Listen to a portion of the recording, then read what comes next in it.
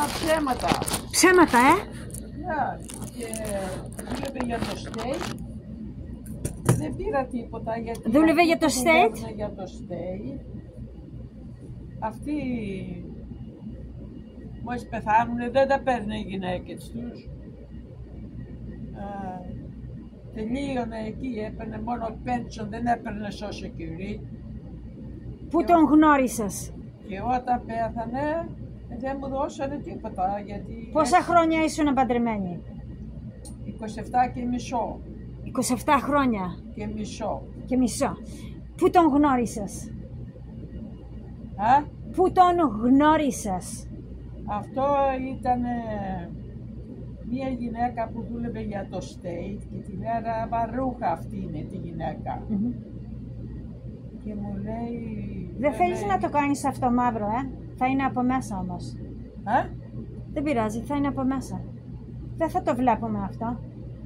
Έτσι μόνο να το κρατήσεις. Εντάξει. Λέει αυτή η γυναίκα με ήξερε πώς δούλευα και εδώ και δούλευα 2 δουλειές και για ένα ράφτη. Εγώ έκανα τη δουλειά και ο ράφτης έπαιρνε τα μισά λεφτά γιατί μου έφερνε τη δουλειά στο σπίτι, κατάλαβες. Μετά το μέρος που δούλευα που κάνανε τα γυναικεία ρούχα, στο Σέλα Μεάς, έκλεισε, πήγε στον Boston. Δεν είχα δουλειά. Μετά δούλευα σε ένα άλλο μέρος που το λέγανε Anderson Little. Έκλεισε και αυτό. Anderson Little. Ήταν στο Peabody αυτό. Γιατί και εγώ έμενα στο Peabody. Ναι. Anyway, έμεινα χωρίς δουλειά στο τέλος. Και μόλις μου είπε αυτή η γυναίκα για αυτόν... Ήταν μια φιλινάδα σου. Έλληνας ήταν, από την Ελλάδα ήρθε 8 χρονών. Μια φιλινάδα σου τον σύστησε. Τι είπες? Μια φιλινάδα σου τον σύστησε. Ναι, μου το σύστησε, αλλά η φιλινάδα μου δεν ήξερε ότι αυτός θα έβγαινε παλιάνθρωπος που με πήρε μονάχα να του μαγειρεύω και να του αυτόνο. Να του μαγειρεύεις και να του καθαρίζεις.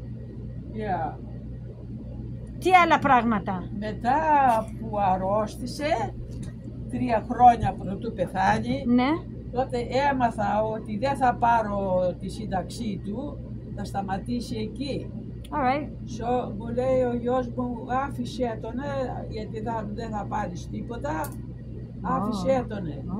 Μου λέει δεν μπορώ να τον αφήσω τώρα που αρρώστησε ο άνθρωπος γιατί θα πάρω τη σύνταξή του. Ήξερα όμως ότι μου είχε γράψει να μείνω στο σπίτι όλη μου τη ζωή.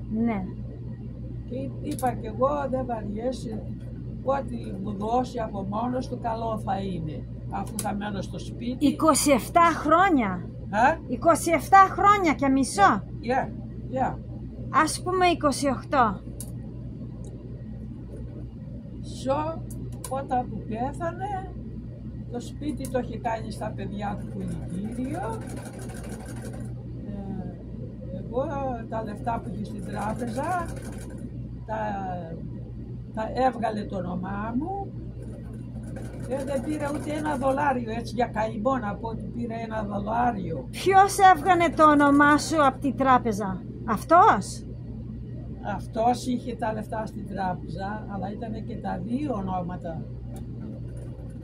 Αλλά τα δικά μου τα λεφτά, ό,τι έραβα και ό,τι είχα, ήταν στο δικό μου το όνομα. Ναι. Αλλά είχαμε τσέκ να κάνω και είχα και βάλει και εγώ λεφτά δικά μου μέσα. Μαζί.